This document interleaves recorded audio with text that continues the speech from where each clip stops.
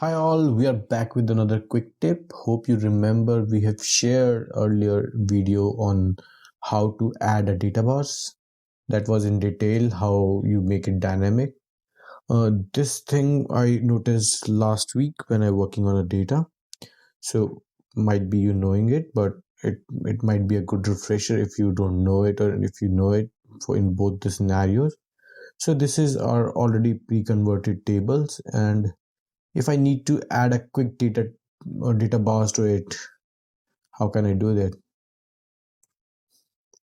Select the data from select the table where you want to create, then click on this.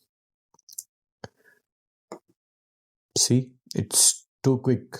You may be while working on any or you on any call and you want to showcase a quick view how it will look like when you create the actual data. You can do that.